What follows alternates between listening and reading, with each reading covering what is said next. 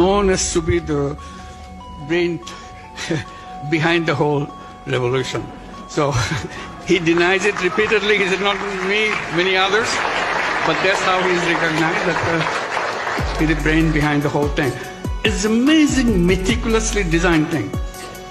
It's not just suddenly came, it's not like that. Very well designed. Even the leadership pattern, people don't know who the leader is. So you can't catch one and say, okay, it's over. It's not over. So it's completely diverse. When they speak, the language.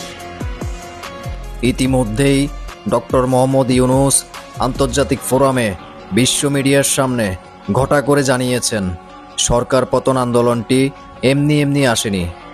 আন্দোলনটি ছিল পূর্ব পরিকল্পিত, যা সুচারুভাবে সম্পাদিত। অতএব দিবালোকের মতো সত্য, হাজার হাজার মানুষ হত্যা, আবু সাঈদ হত্যা।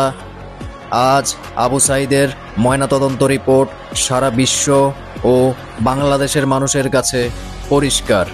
বিটিভিতে ভয়াবহ অগ্নিসংযোগ, গণভবন লুটপাট, বঙ্গবন্ধুর বাসভবন ভস্মীভূতকরণ, মেট্রো রেল সহ যাবতীয় রাষ্ট্রীয় সম্পদ ধ্বংস, 560টি থানা অগ্নিসংযোগ ও শত শত পুলিশ হত্যা, ধর্মীয় সংখ্যালঘু নির্যাতন ও নিধন, দেশব্যাপী আওয়ামী লীগ নিধন ও ঘরবাড়ি ব্যবসা প্রতিষ্ঠান ধ্বংস ও অগ্নিসংযোগ করা, 17টি কারাগারে আক্রমণ, জঙ্গিদের ছিনিয়ে নেওয়া সহ দেশটাকে মৃত্যুপুরী বানানো সবই ছিল পূর্ব পরিকল্পিত এবং সুচারুভাবে সম্পাদিত।